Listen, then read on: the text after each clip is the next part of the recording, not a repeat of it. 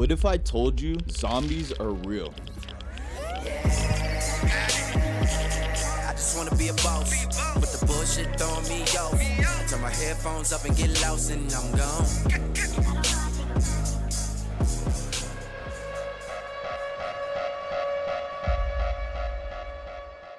What's up, everybody? Welcome to this episode of Beastvszombie. My name is Dominique Mohammed. Today on the show, we have Ashley with me. Ashley, like myself, has overcome cancer. She has a very inspiring story. So please share a little bit of background before we get started here. Awesome. Well, thank you so much for having me. It's an honor to be here.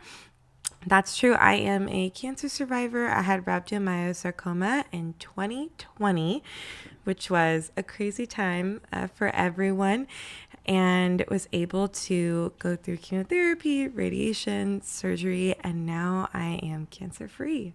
That's awesome. Yeah. That's awesome. So what led you to being diagnosed? How did you find out that you had cancer? Yeah, that's a great question. I was actually on a morning jog, just like around the neighborhood. It was September of 2020, so everything was pretty locked down. I was doing a lot of running around the neighborhood to stay busy and to keep moving. And I came home and I looked in the mirror and I noticed there was just this huge lump like right underneath my collarbone, like kind of the left of my right arm. And I was like, that's weird. I didn't panic. It was just like a surreal, like that should not be there. And so I had actually moved in with my dad at the time and my sister. My dad is also a cancer survivor. Oh, wow. Yeah, and he was going through stem cell treatment. Yeah, you definitely should. He's amazing at City of Hope. And so we were all really bonded during that time of taking care of him. I was living there. And so I went upstairs and I was like, Dad, like there is this weird thing happening under my collarbone. And he was really calm. I talk about this a little bit in my poetry book. I say he was calm as an oak tree.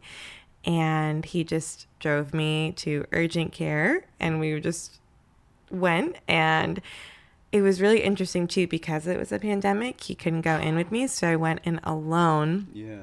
And told the doctors what was happening, and they were confused.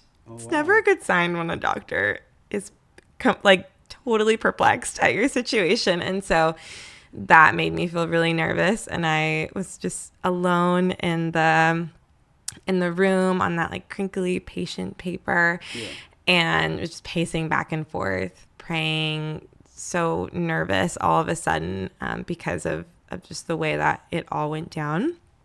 But then they came back in and it was kind of a crazy story. I saw the doctor. He said that it probably wasn't cancer. Like he felt it and he's like, this kind of looks like muscle. Like he wasn't super concerned. So then I relaxed a little bit, but I was still pretty nervous.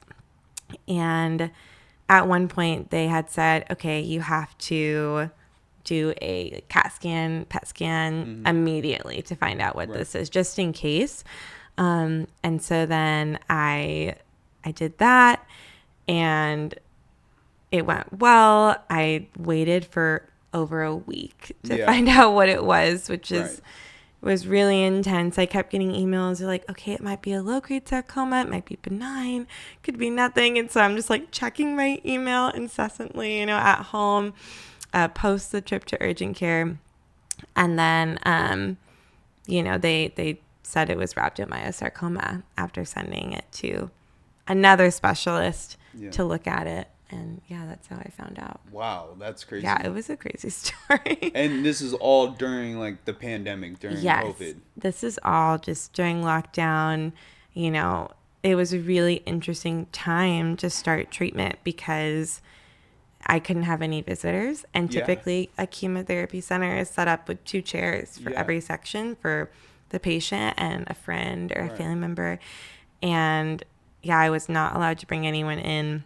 The first time I went to chemotherapy, I was actually placed in the pediatric unit because rhabdomyosarcoma is most commonly diagnosed in children. Okay. And so at that time, they allowed children to bring in one adult. But since I was over 18, I couldn't. So I was just like sitting there alone. And when I saw like the sea of kiddos going through cancer treatment, I just wept. It was so horrible. And they were like, okay, you can have one friend. And so my best friend came in and sat next to me. But that was them making an exception, like out of their kindness and compassion. It was definitely, not the rule at the time. That's crazy. Like, my experience during COVID, I had a bone marrow transplant. Oh, wow. I had 2 bone marrow transplants. But I had a bone marrow transplant before COVID and then one, like, during COVID. Whoa. Right? And so, like, the one during COVID, and I've talked about this before, I was able to have all my friends, all my family come see me, so when you're getting a bone marrow transplant, you're basically quarantined to a hospital floor for like a month. Right? So you're there, you might be on certain diets or whatever, but I was able to have all my friends and family come visit me. And it was very strict still. Like actually my nephew came and was not allowed to come in at one time. But all the adults were able to come, all my friends and family. We would be sitting there in like the little guest room playing video games. Right. I could hang out with my mom, my dad, my sister, whatever. So then during COVID, I was only able to have one guest the whole time. Only one guest. Yeah. Nobody else was able to come visit. So that was a little bit different. I just had my mom with me the whole time, and she would come visit. We would literally, like, at times I like snuck my dad into the hospital so that I could go like see him. I would have to like FaceTime and call my friends. So it was a way different situation than dealing with. And then I could imagine going through a chemo treatment, and that being your first time ever going through something like that. Yeah. And then you don't really like that. Helps to have a friend and people there.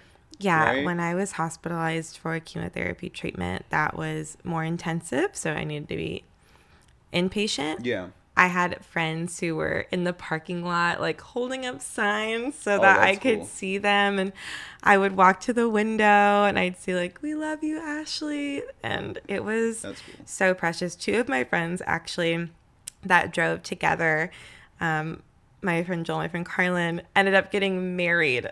Oh, isn't that so crazy? Yeah, they connected and started hanging out, like, post this poster sweetness of support, and now they are married, and it's such a precious picture for me to see when I look at, like, the picture I took of them from the parking lot, because it was like the start of this beautiful like friendship and marriage. Wow. Well, and just like the way that they supported me and the way that they were so kind, it felt like a little moment of redemption in that season for sure.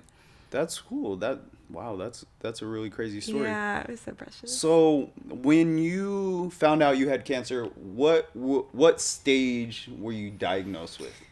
Well, stages are so complex now, is how the doctor explained it to me. They try to treat every cancer now like it's stage 4, just because things can spread so fast and other things I don't understand. But they treated it they called it stage 3 because it was technically inoperable for the placement that it was, because the tumor was wrapped in an artery and nerves and all sorts of things that the doctor was not able to get to, which is why they recommended amputation of 4 quarters. They were going to take like my right arm and a big chunk of my collarbone, and it was intense.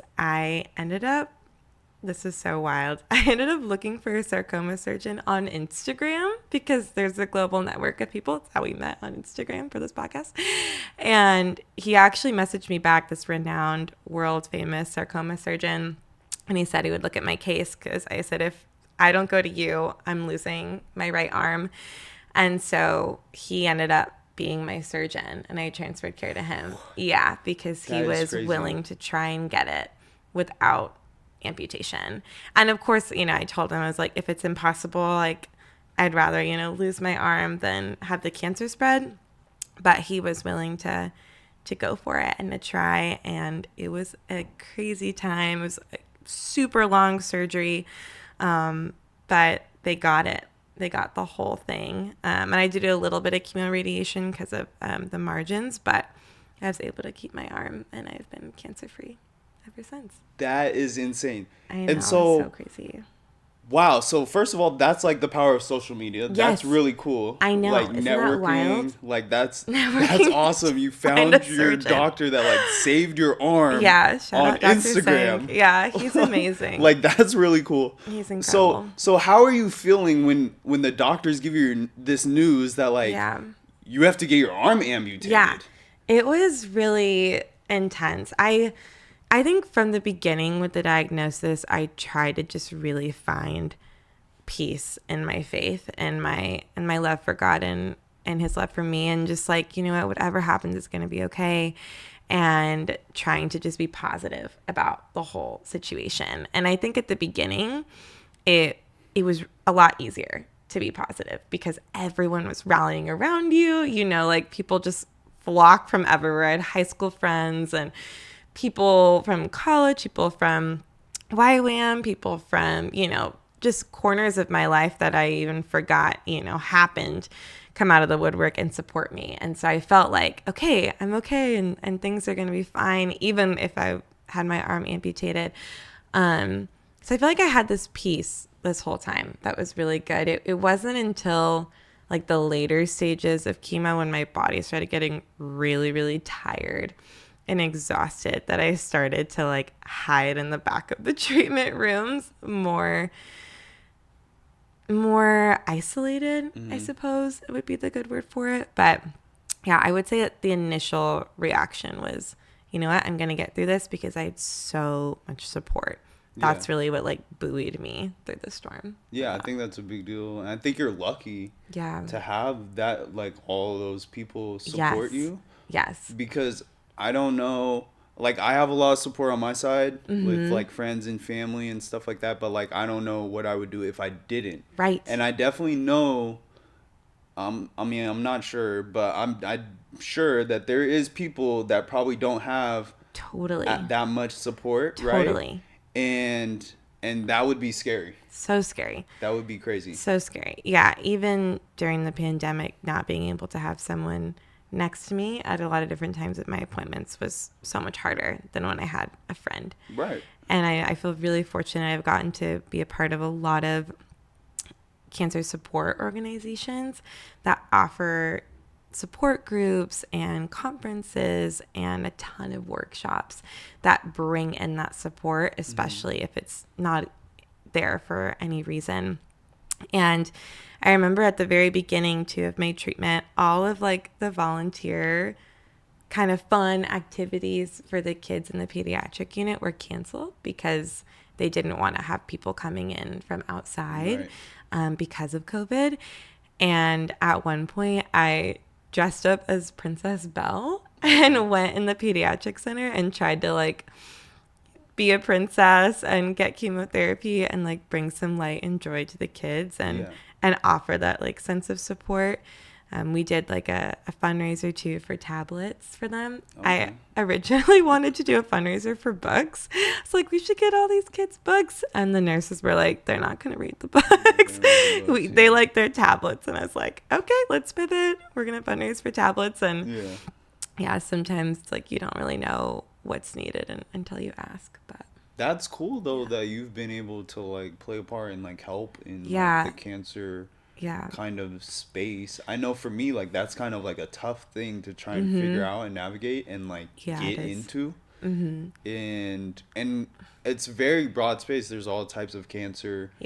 It's kind of hard to it could be overwhelming on like so kind of just like where to start. So overwhelming. And I think post cancer has been so hard. Like I've been trying to volunteer and trying to get involved, but then I almost don't feel like I have any sort of authority in it because I'm still struggling with that experience and still struggling with, okay, what do I do now? Like the survivor's guilt of people I know who didn't make it, who had the same cancer that I did. You know, it's just, there's so many emotions that come with the process. And I was talking to someone yesterday who's a cancer survivor, and she was like, this is the harder part. Like, now that she's cancer free and trying to like find normal again and find her place in the world and find how to help, she just feels lost. And I was so thankful that she had told me that, because like that is how I feel too, trying to contribute and do things for the cancer community, because I just feel like sometimes there's such a sense of anxiety around like, okay, what should we do and how do we do it and how do we all stay afloat together during cancer and after. Yeah. So like, what were some of the things that you did or that like changed in your life that because of cancer, but not only because of cancer, but that like kind of helped you deal with cancer and like gave you a sense of normalcy? Yeah, that's a really good question. A couple of things. One thing was that I started painting, which cool. is kind of random, but I think someone got me a paint by numbers and I just fell in love with it. I think pressing into the arts can be so beneficial when you're going through any period of suffering, because it allows you to create beauty out of your pain. And that was something that was a big lifeline for me, along with poetry. Okay, cool. Yeah, I have a poetry book coming out in March called The Miracle and the Mending. Yeah, I'm so pumped for it, with Gold Script Co., which is this local publishing company. And they're just amazing people. So yeah, I would say painting, poetry, pressing into the arts, and then also just being able to serve.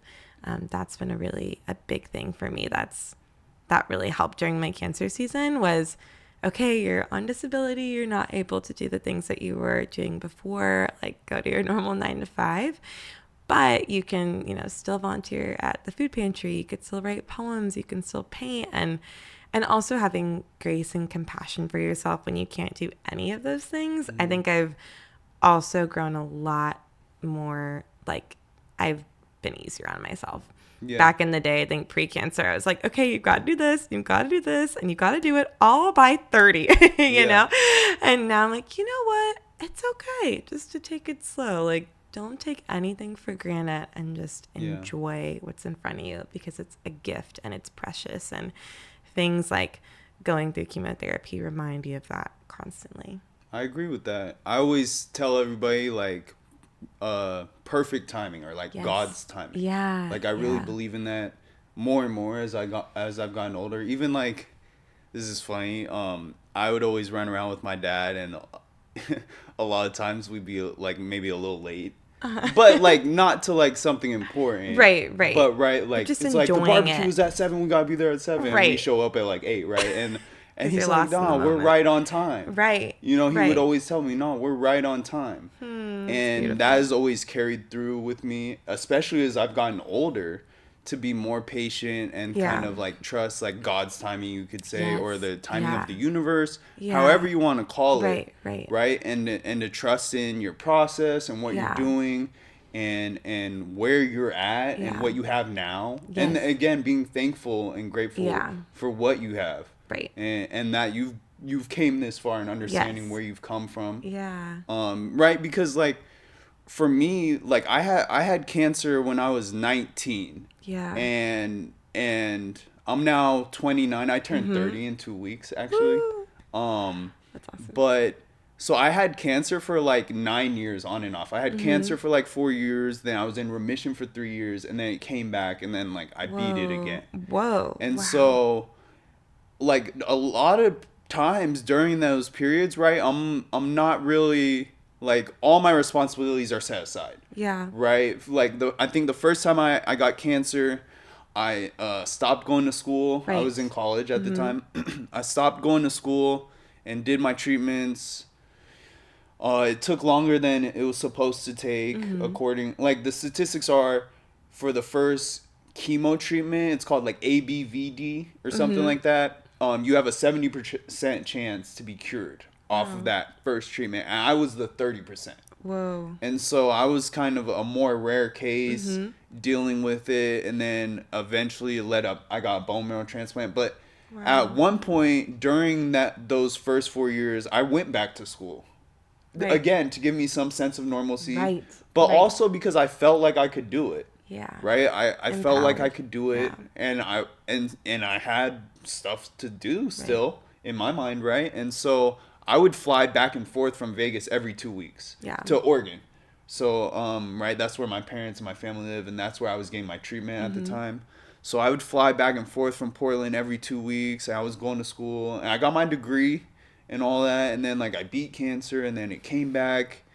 And then, so then I had to get another bone marrow transplant. Wow. But, right, getting a sense of normalcy during that whole period of time was a big deal. And I think for me was just, like, staying active. Yep. That's Like, so huge. I always, so huge. during a lot of the time, played a lot of basketball still. That's awesome. I didn't, like, really, I stopped lifting weights a lot of the time. Because, like, you're going through chemo, you're feeling weak. Yep.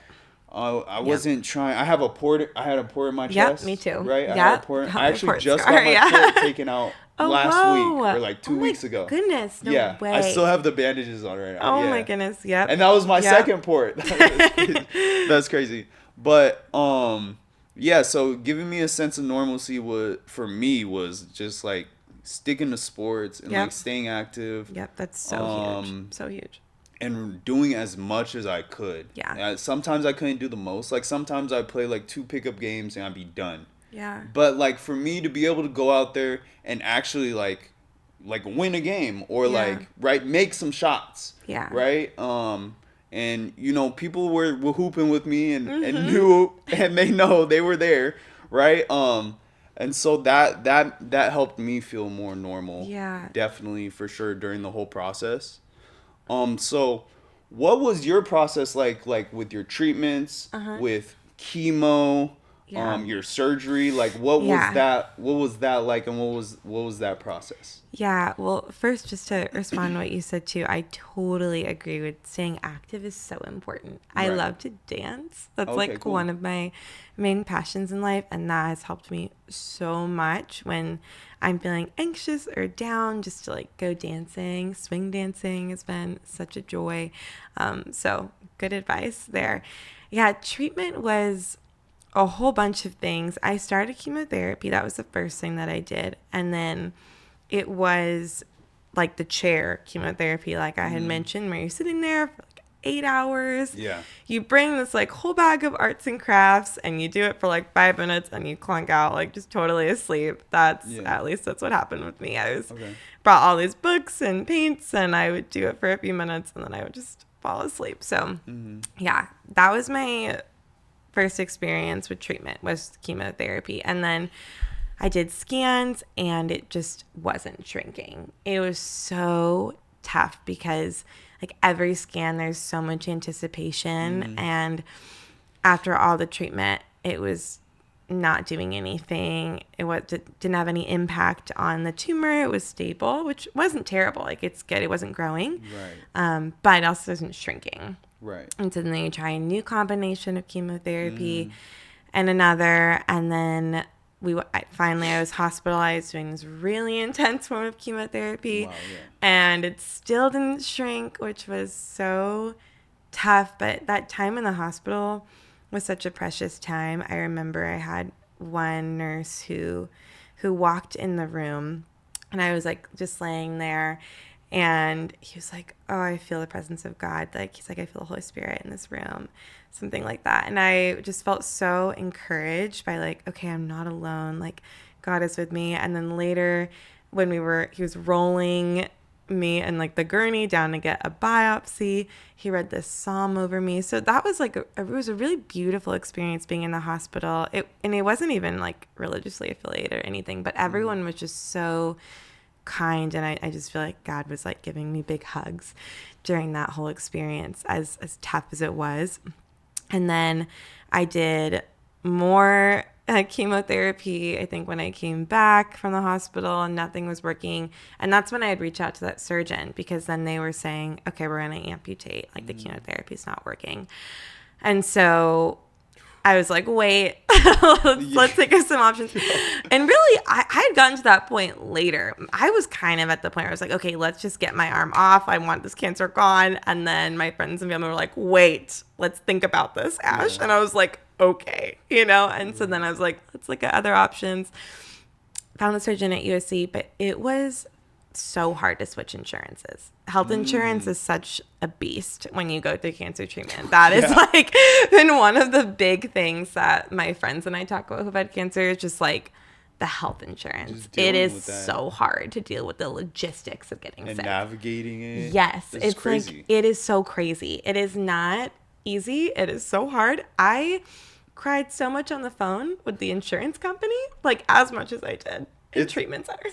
It's almost like they make it hard on purpose. It's almost like they make it hard on purpose. There needs to be like a nonprofit. There probably is, and I just didn't find it. But that helps people navigate health insurance because it was so complicated. So, long story short, my church ended up helping raise money for me to switch insurance and get a PPO. Yeah, so then I was able to see that surgeon, and then that's when I ended up doing the surgery, which removed my tumor. It was so wild. My sweet sister and my dad had to decide whether or not they were going to take out my whole tumor or half the tumor, because when they got in there, it really was tangled up in a lot of nerves. And so there was a chance when they pulled out the tumor that I was going to lose all feeling in my right arm. And they asked my family, do you think she would want to take out the whole tumor and possibly lose feeling in her arm, or take out half the tumor and then keep feeling in her arm, and then we'll try to get the rest in chemo and radiation? And my little sister bravely made the call where she was like, cut the nerve. I know she'd want all the tumor out. And that is definitely what I would have wanted. So thank you, my sweet little sister Ava, for making that call. And then it ended up being okay. Like, I lost a little bit of feeling in my thumb, but I got it back. Like, I couldn't really bend some of my fingers, but now I can. And I did rehabilitation and physical therapy, and they got the whole tumor out. So that was like a huge piece of my treatment, was the chemotherapy, the surgery, and then the post of that, which was doing chemotherapy and radiation to kind of clean up any leftover cancer cells, because I think they had found a few. Okay. And that was different. That was actually in a Santa Monica Cancer Center that specialized in sarcoma. So, and because I had this new insurance, I could try other options. And I actually wore chemo on a backpack all day. It was kind of a new form of chemotherapy, like a clinical trial. Oh, wow. So I took it with me instead of doing the chairs like I did originally. And this like black backpack thing, and it would beep, and I had this like tube going up to my port. But it was supposed to be so that I could like live a normal life, but also get treatment.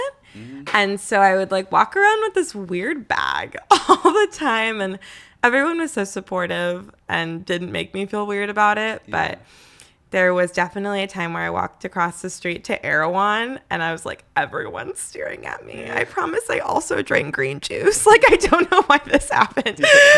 but like it ended up being okay. It was really hard, but I did a couple rounds of that with radiation. And then after like a year of clear scans, because they wanted to make sure it was like gone, they told me I could get off the bag and stop radiation. And that was a huge day. My friends threw me a bell party where like we rang the cancer-free bell and we ate Taco Bell. And there were pictures all over the wall. So that was it was a really big moment of the end of treatment. But that's kind of my whole treatment journey. Treatment. That's crazy. That surgery is insane. Yeah.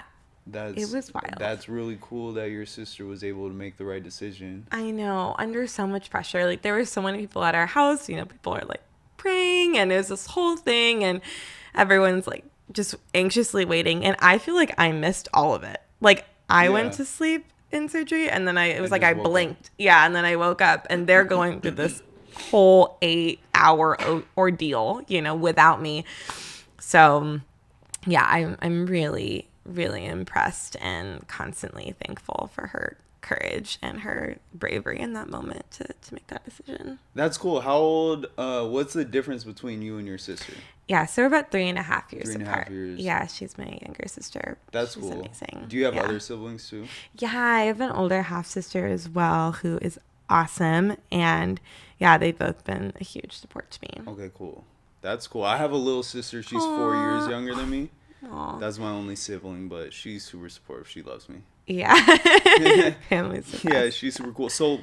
So going through all of this, it sounds like your family was very supportive. Yeah. How do you think they were feeling dealing like when you found Yeah. out you had cancer? Yeah. And just like going through all these Yeah. treatments and it's not working. Right. And Yeah. then a surgery. Maybe you get your arm Right. amputated. Yeah. Like It was how a are they lot feeling? for them, I'm sure. I know that my family and friends were so kind where they like didn't really show the impact that it was having on them, and That's cool.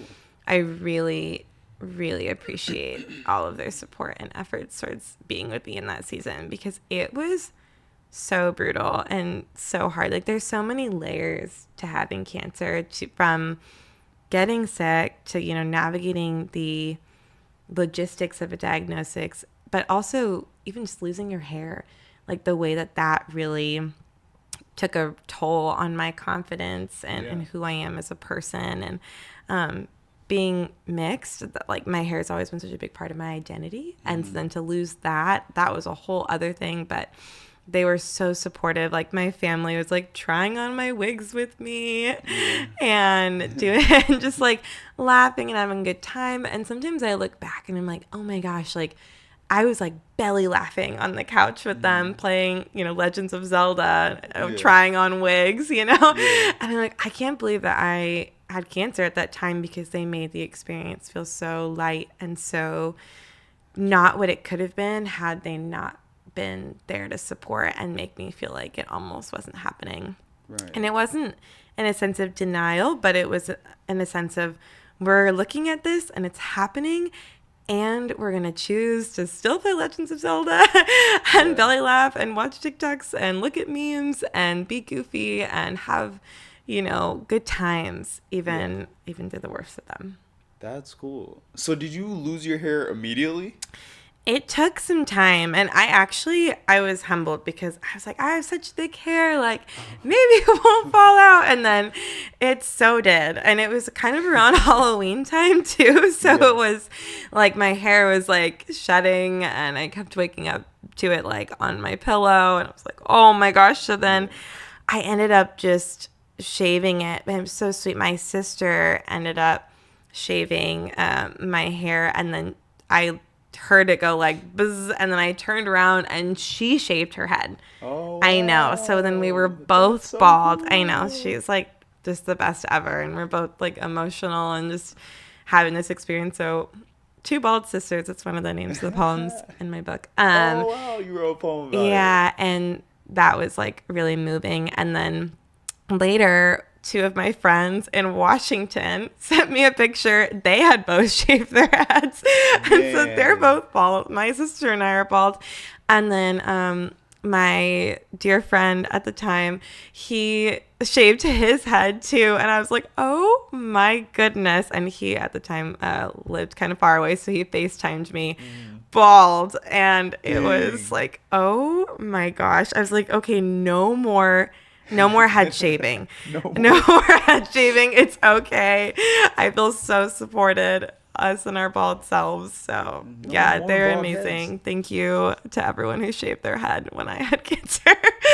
You're amazing. That's cool. You have really cool friends. None of my friends shaved their heads for me. I told some of my friends were like, I can't shave my head. I'm going to look like a bird. And I was like, then don't, you know, like I wouldn't want that for you. Don't do that. So, you know, I get that. That's cool. That. I remember when I didn't, a lot of the times I just had thinner hair. Uh-huh. And I just wore my hair shorter. Mm-hmm. But then eventually there was a point when I was getting my first transplant. Mm-hmm. And so to do a transplant, you have to be in remission before you can get the transplant done. Right. And so they give you like a pretty heavier dose of chemo or radiation. Like for both of the transplants I did, it was a different type of regimen, but the idea is to put you in complete remission for sure. Yeah. Like no matter what. And so that was the first transplant was the first time I went completely bald. And I remember I remember it was getting super thin. And I was like, it's gonna like go bald. So I cut my hair like super short. Yeah. Like probably like as short as a razor could get kinda it prepare. without Yeah. just going bald. Right. And I remember I was in the shower and I was kind of like rubbing my head and I was just taking a shower and I looked down and there was just like all this hair on the floor. Yeah. And it didn't make sense to me. And then I kept rubbing my Yeah. head and it just rubbed slick off. Yep. Like my hair Yep. just rubbed slick off my head in Yeah. the shower and then I was bald. Yeah. And for me, I feel like it's obviously different, like females and males, right? Like for me, I was just bald. It wasn't kind of like the biggest deal. But like right now I have long hair. Yeah. Before I got cancer again, before it came back, my hair was longer than it is now. Whoa. Like my braids were past my shoulders. Yeah, my hair is. And so I was like, dang, I'm gonna lose my hair again. And so that's crazy. So obviously after I was good again, I started growing my hair out. Yes, that happened. Yeah, when I went through chemo and I lost my hair, then I went through surgery and like I think it was surgery then radiation then chemo, and so my hair started coming back a little bit. It came back blonde. Oh wow. And like fuzzy. It was really bizarre. My friends were like, "What is going on here?" I had like a blonde buzz cut, and it started to get a little bit darker like as time went on. But when I started chemo again post surgery, I lost my hair again. And even though it was a lot less this time, it still felt so sad. I had the same experience in the shower and I just like rubbed it and I was like, oh, it's gone. And like seeing my like bed in the morning with my pillow and my sheets just covered in like little hairs, was like, okay, like I've got to shave it, you know? And so we eventually did, but yeah, it was rough losing it the second time too. It's like, tough. oh, we're getting there. Yeah. And then I'm like, I'll just shave it down again. Yeah. Wait for it to Yeah, I sprout couldn't up. imagine as a girl like losing all my hair. Yeah, I tried on a lot of wigs. Crazy. A lot Yeah. of wigs. We had names for them. I had Oh, like a wow. blonde wig named Jessica. I would always be like, Jessica time. Did you and have then, a favorite one? that was probably my favorite because it made everyone Jessica. laugh so loud when I wear it. It was so blonde and like long and curly, and it was just hilarious. And then I had like a red wig and like a black wig. I had one with bangs, and it was just a crazy time. I was a redhead, a blonde, a brunette. It All that. was one of the goofy Switching things. it up. Switching it up. Yeah. That's cool. So, okay. So, yeah, navigating cancer is tough with the So health tough. insurance. Yes. And then how did you feel about your doctors during this whole that's a good process? Like, question. you're going through all these treatments, right? You're not a cancer expert, right? So Right. you have to lean on them Yeah. for expertise, right? Yeah. And then you're doing all these treatments and it's not working. Right. And you're like, and then they're like, oh, we need, again, we need to amputate your arm now. Yeah. Right? So like how did you feel about your doctors? And then moving forward, how did you feel when you reached out to your surgeon doctor? Yeah. Like did you trust those people? Yeah. How were you feeling about That's a their really good advice question. and what they were telling you to do? It is so hard. I've talked about this whole thing with a lot of my cancer community friends. It is really tough because you're not the expert when you go in, and you rely so much on your doctors to be trustworthy, and it is really tough. I tend to be kind of a trusting person, so I'm like, okay, if they're saying this is gonna help, let's do it. But I think it was good because I had so much family. My auntie was huge, and just like discernment of being like, okay, let's get a second opinion. And she would take me to different places to make sure that I was getting the best care possible. That's good. Yeah, my dad, my auntie, they were huge, and just making sure, hey, let's ask some questions, because someone at Mayo Clinic may say something different than someone at MD Anderson or at USC or at UCLA. Like, it's just really good to get as many experts as you can on your case, especially with my sarcoma. It was so rare. And so there's not that many cases of sarcoma. Thankfully, there is. Even one is too much, but it only accounts for 1% of all cancers. Wow. Yeah, and so to find experts in sarcoma is already kind of a hunt. So you really got to look at second opinions, I would say, and also talk to people who've been in those situations, talk to sarcoma survivors. What did you do? What worked for you? You know, what would you have done differently, or what are you glad that you did? And I hope I've been able to be that person for some people who have gone through sarcoma, like, hey, you know, this is what I did. This is what I'd recommend now, because after knowing, you know, what I've been through. But it's very tough.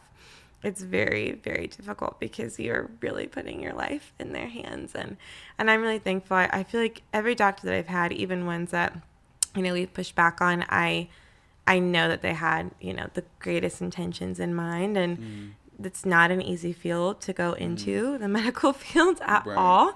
And so them showing up every day and wanting the best for their patients is awesome and special. And so many of them are my heroes. And yeah, that was kind of my experience, is being trusting, but also getting second opinions. And I think most doctors would agree with that. Like a lot of people that I talk to, I'm going to second opinion, like, awesome. You know, they want you to have the best quality care. Right. And so that's something that I would say about the whole system, is get a second opinion and bring friends and family to appointments too.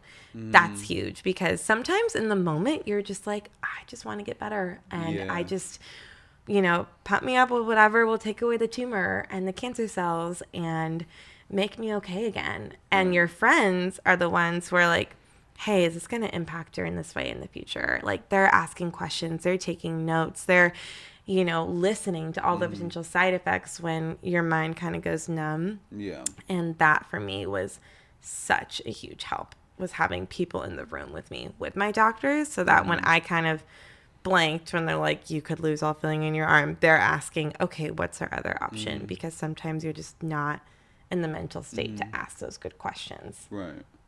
Yeah.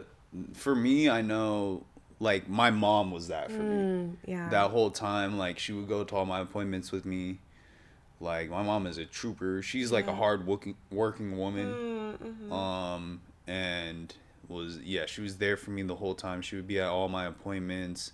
She would take all the information, take all the papers, file everything, you know, make sure we're at all of our appointments. 'Cause I'm not the biggest, like, detail planning type of person. You got this whole podcast together. I am more like, put me in a direction, and like, I'm very in the moment, like right now. What do I need to do right now? And I'm going 110% at it right now. Yeah. Right? So I need to be somewhat put in that direction. Yeah. And for me, I try to keep things very simple. So I don't want to know a lot of the details. I resonate with that so I don't want to know a lot of the details. I don't need to know a lot of the details. I just need to know what needs to be done so I can go do it. Yeah. And the details to me can a lot of times like kind of convolute like what you think about it. And like can kind of make it sound way scarier than it actually is. Yeah. And can make certain people, you know, kind of feel a little more negative, and I need to be positive about this. Or it could make me feel negative about the situation, understanding everything that goes into it, opposed to just understanding it's just this, it's just as simple, let's just do it. Right? And so, like, for me, that's what my mom and I kind of battle with a little bit. She's a lot more detailed oriented. She wants to ask all these questions. She wants to know everything. I'm just like, okay, what do we need to do? It's this date, let's do it. Yeah. Right? And she needs to know, what are the side effects? What is going to happen if this what are the possibilities? I'm like, dude, there's no possibility. It's going this direction. This is it. You know what I'm saying? That's like a strong like belief and direction and like kind of how I approach. Yeah. And I tried to like through this whole journey, right, like lead by example in a lot of ways, so that everybody else could feel that. Yeah. Right? So because good. Like I thought that was right, because it's kind of like, and I say this all the time, it's kind of like war. Right? Yeah. Like you're like you're in a battle. Like they call it a cancer you have battle. To have strategy. Right? Yeah. Yeah, like so you're going through this whole situation, right? And you have to win. It's technically life or death. Yeah. Right? Like cancer kills people. Right? Yeah. So you're going through this situation. I need everything I can on my side to help me win. I need all advantage I can get. Yeah. You know what I'm saying? There's no real, like, you're not like cheating, right? You can't really cheat it, but like, I need all the good energy, all the good juju, the good vibes, whatever you want to call it, all the prayers. I need it all. You know what I'm saying? Like, we have to beat this.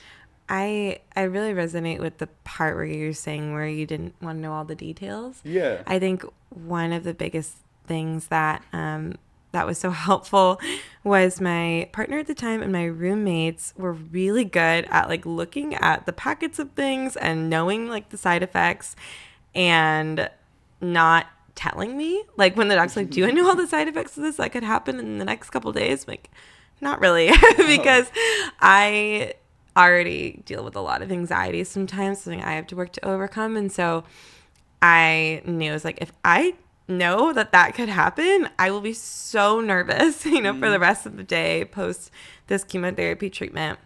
And so my friends were able to look at those details and strategize and make sure that they were aware, like, okay, we're going to be on the lookout for this, but they saved me from the burden of knowing, you know, what that detail could be. So I'm super thankful for that.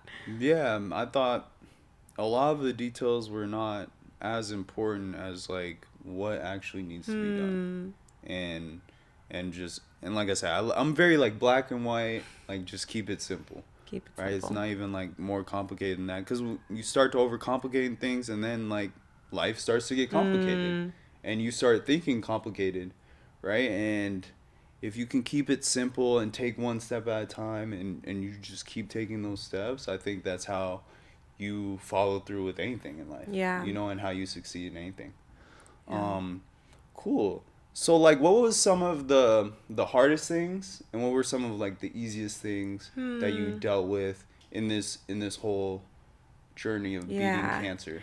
I think what you said about taking it one step at a time, one day at a time, that really resonated with me so much when I was in crisis. I had to take it one day at a time because I had no idea what the next day would hold. And we never do, right? But in those seasons, it feels even more emphasized.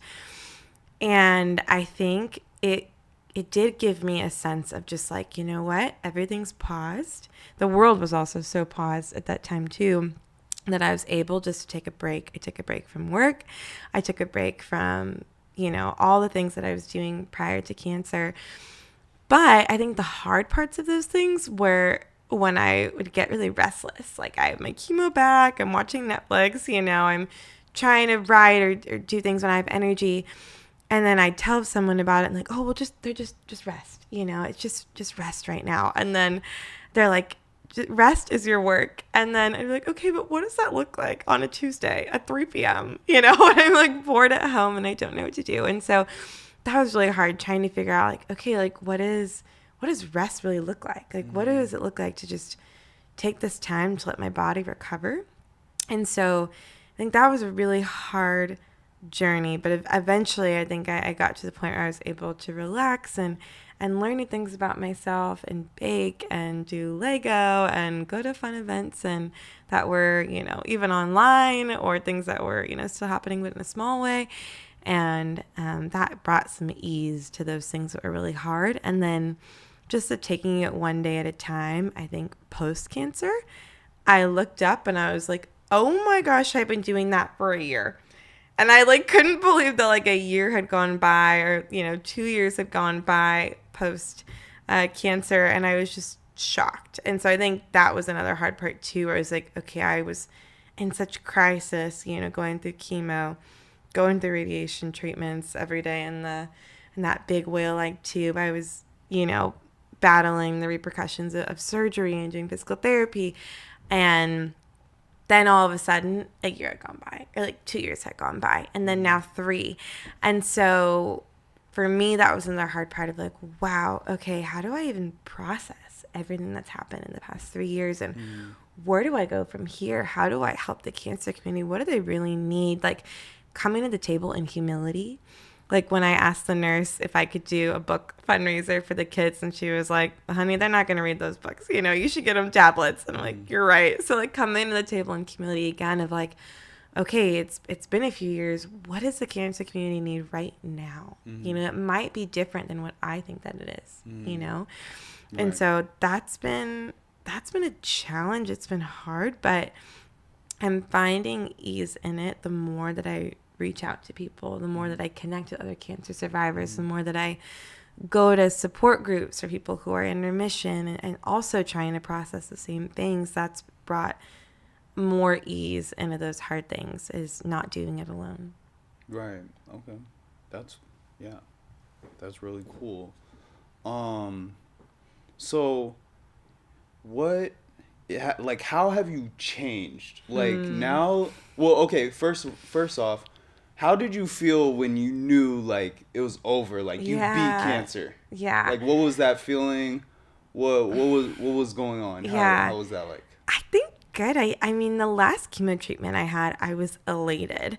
It was kind of a bummer because I know I had this last chemo treatment, things were good, and then I got a checkup, and then they were like, your blood cells are low, you're neutropenic. And I was like, oh no. And so Yeah. then I had to go to the hospital for a blood transfusion because I had a fever and I had like no white blood cells. So then that was a really bad situation. So Yeah. it was like the last chemo was probably one of the hardest ones because I was so beat down at that point. I mentioned, you know, dressing up as a princess in the beginning when my hair was barely falling out, and I was trying to do what I could for the center. And then towards the end of treatment, I was like tucked in a corner, like scrolling Instagram reels, just like, okay, I can't wait for this to be over. So tired, you know. People are bringing me meals, and I'm just trying not to be, you know, a grumpy little gremlin in my chemo chair.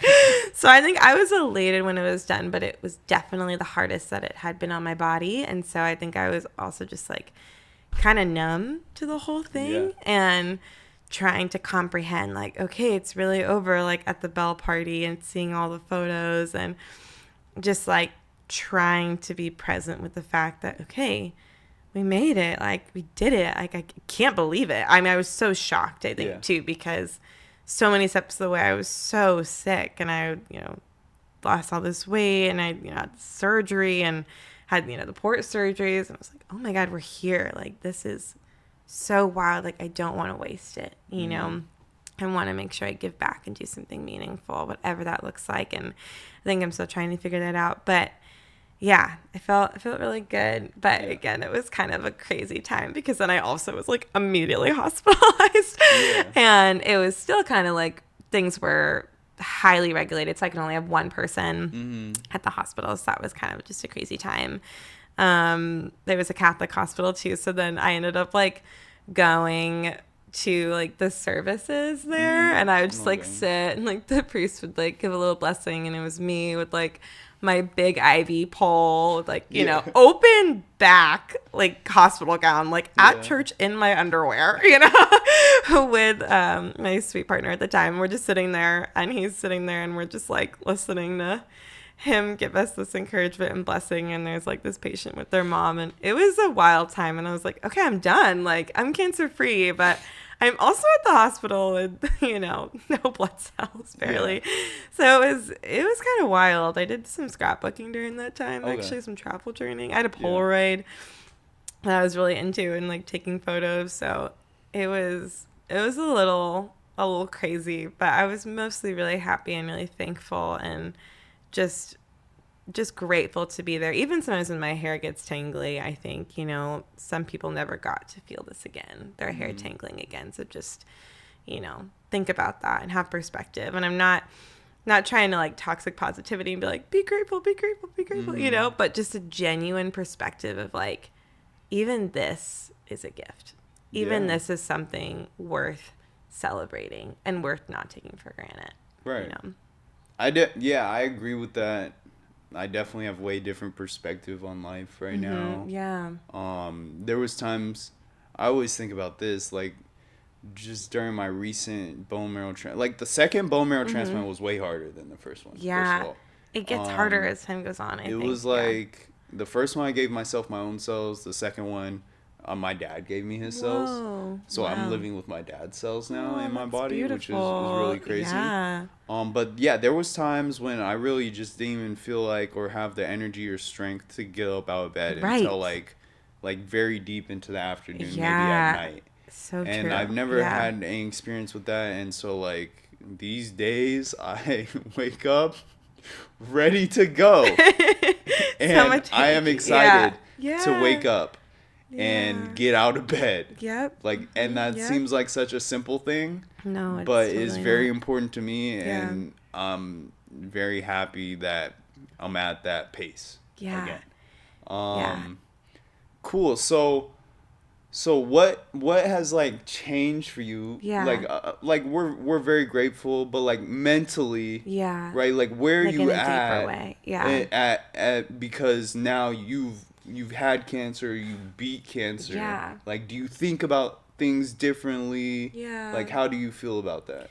Yeah, I definitely, yeah, I feel like the kind of like tagline answer everyone says is they're more thankful now, like you're Yeah. saying. But I think, yeah, even more than that, I'm just so deeply sensitive to the fact that people can just be going through so much behind the scenes.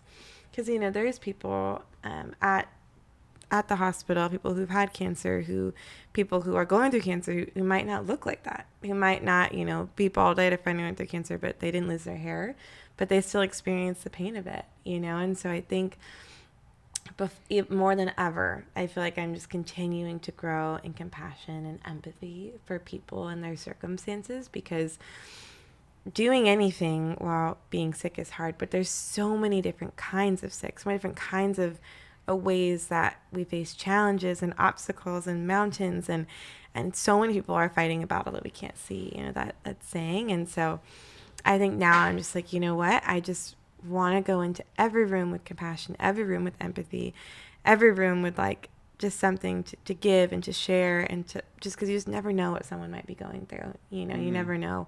So many people I talk to now too, and I tell them about my story, like, oh, I just lost a family member to cancer, I just went through cancer treatment with my husband, I just went through cancer with my sister, and you just would never know, just going to the grocery store or going to work. And so I think alongside not taking anything for granted, it's just this increased compassion, where it's like you never know what battle someone's fighting or what battle they're fighting with their loved one. And just to really go into every room with a sense of empathy and compassion and mercy.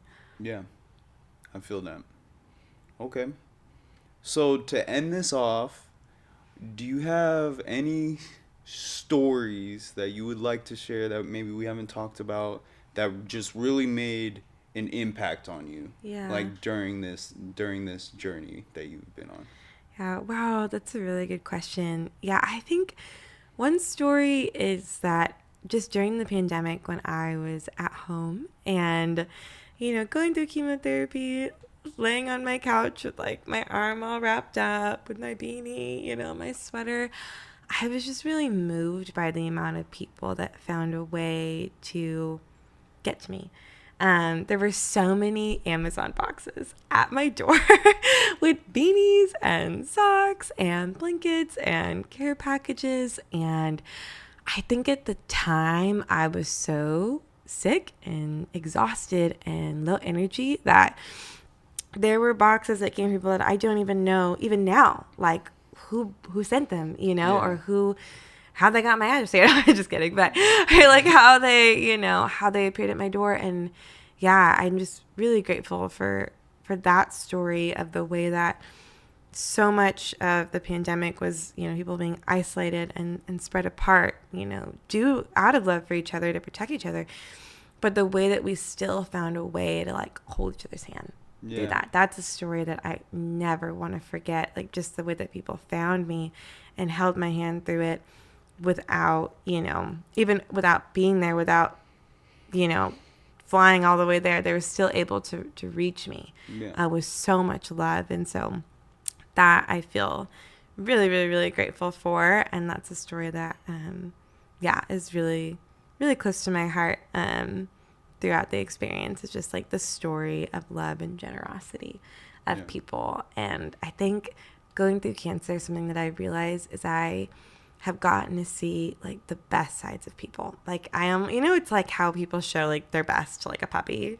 I feel like that's kind of how people are sometimes with patients. And for me, that was my experience, where even like the toughest, like most difficult people who, had this big shell, their walls would just come down around me, and they would just be so warm and so friendly and so empathetic. And to me, getting to share that story of humanity at its best, that's something that I want to continue to share with people, because at the end of the day, like, we are all, as Maya Angelou says, like, more alike than we are unalike.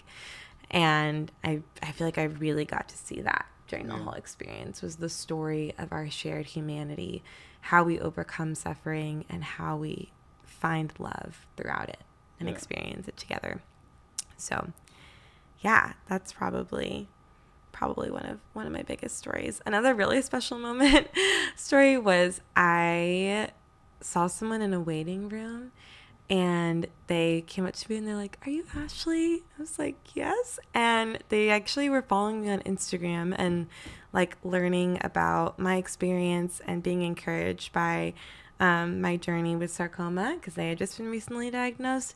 And that was really special to me, because sometimes when you're creative and you're on Instagram, you're doing a social media thing, you're trying to like put something good out into the world and contribute, and you're like, well, this like artist has like 20,000 followers, and I only have like this many, and I don't really know if I'm making an impact, or like is this doing anything, is this making a positive change? And that was a reminder for me that like even helping one person is worth it. Like having that interaction with her reminded me that like whether it's like one person or 1,000, like if we just encourage one person with our art, then it'll happen worth making. Yeah. And so, yeah, that was a really special story. That's cool. That's really cool. I agree with that. Cool. Well, that's all we're going to have today. Thanks for having for this me. episode. Thanks for coming. Yes, this was really cool. Your story is really inspiring. Thank you so much. And I hope people see this. Like, Ashley and I are just normal people. Just we beat cancer. Joes. Yeah. So I hope this inspires and motivates you and anybody out there, that you can overcome any types of challenges in your life. Yes. Whether that's work, school, finances, health, relationship problems, whatever that is, you can overcome that, and you can show up for yourself, and you'll be able to make that. Make sure to go and follow the podcast Beastvszombie on Instagram, YouTube. Like, subscribe, comment any type of thing you might want to see in an episode of Beastvszombie. Go follow Ashley on Instagram. What's your Instagram? It's at Ashley Kendall Jones. Cool. Yeah, go follow Ashley, and thank you. Thank you, guys. Be a beast. Bye.